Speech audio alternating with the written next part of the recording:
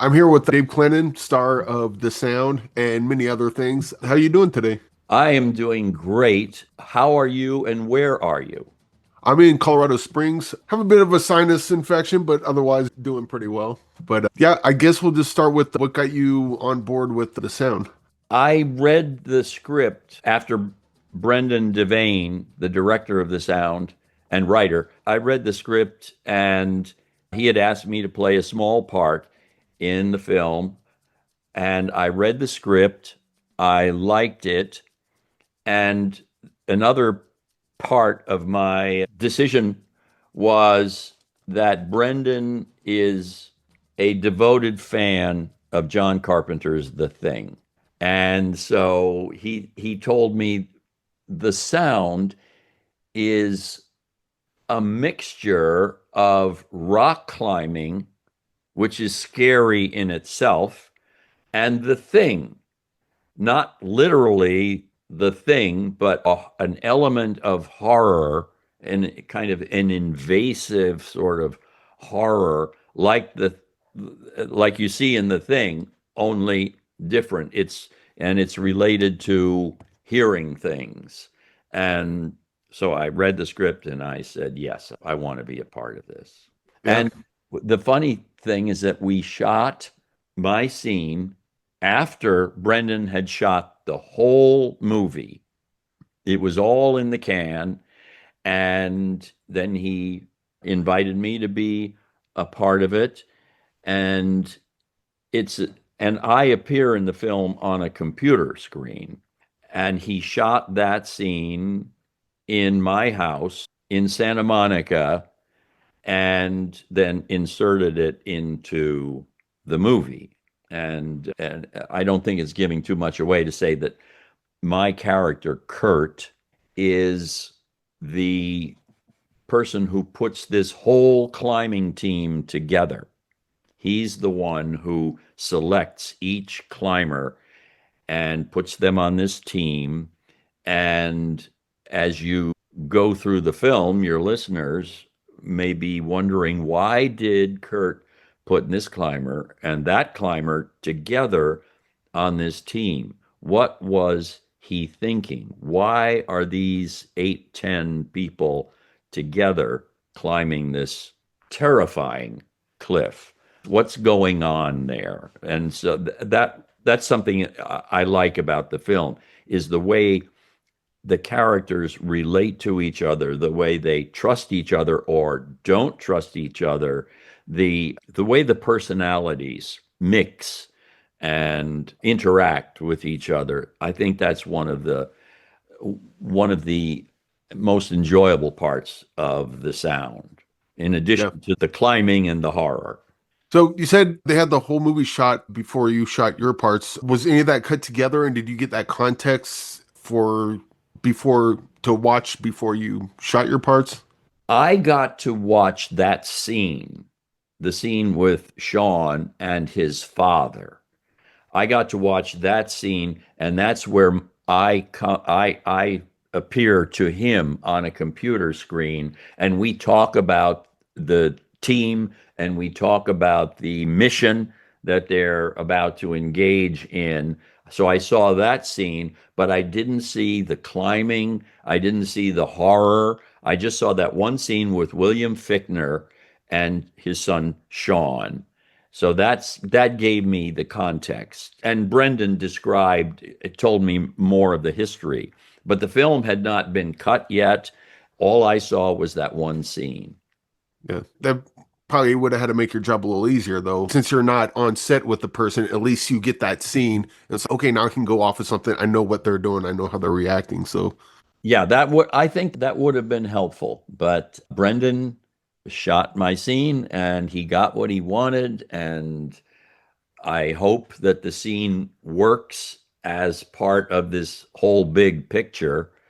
And I hope people like it. I hope the folks, your audience, will want to check it out. The Sound, directed and written by Brendan Devane, who is a very promising director, by the way. I hope that he'll do a lot more pictures because he really scored with this one. I saw it on the big screen. a couple nights ago in Las Vegas, and I'd seen the film earlier on a smaller screen, and I was impressed. But when I saw it on a big screen with a full sound system going, it was, to me, it was really amazing. It was quite an achievement by Brendan, and it's going to be. You probably know it's going to be opening in 10 theaters across the country tonight, and the people will also be able to see it at home.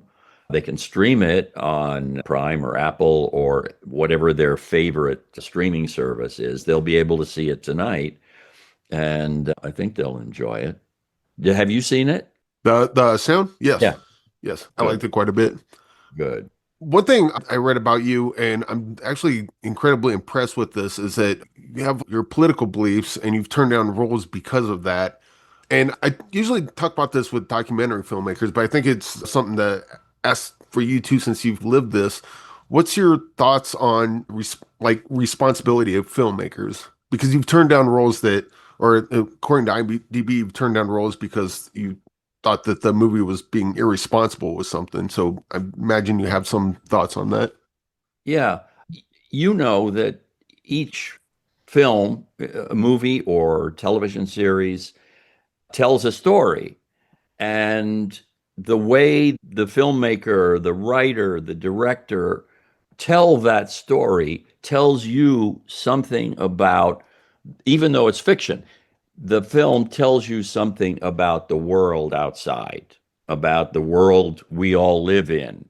Even though it's make believe, not real characters, it's not a documentary, it says something about the world that we live in, and I think it's important to take responsibility for that, and to own that, and to say, this is a story I don't want to tell because it gives people a false impression of, let's say, what's going on in the Middle East.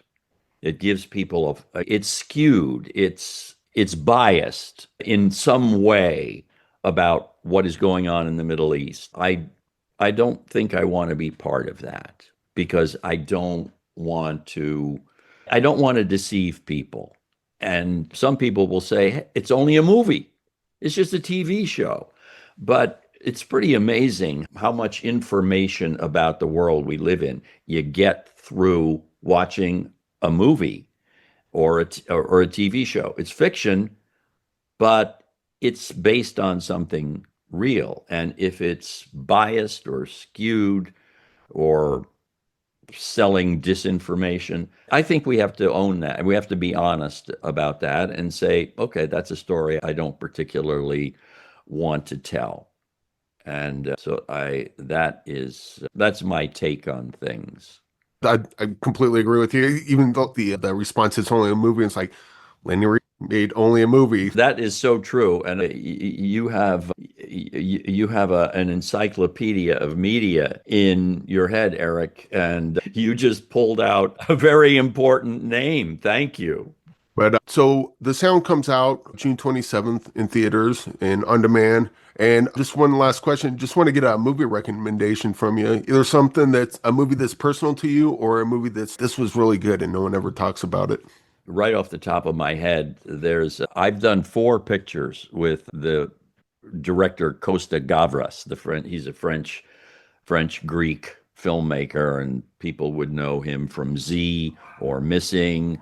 And he wrote and directed a film called Hanna K with Jill Clayburgh and Gabriel Byrne that came out in 1983 and just got buried. That's something I wish people would see. But other than that, I'd recommend Syriana with George Clooney and Matt Damon. Syriana and maybe Missing. Those are films that I'd love people to see, in addition to The Sound. Obviously, you watch Coming those out after you tonight. watch the sound. But yeah, David, you've been great. Thanks for joining me today and congratulations on the sound. Thanks for having me, Eric. Hey guys, thanks so much for watching this video. For more movie and television reviews and interviews, please subscribe to my Deepest Dream channel. Like, comment, share, subscribe. And as always, thanks so much for your support. Take care.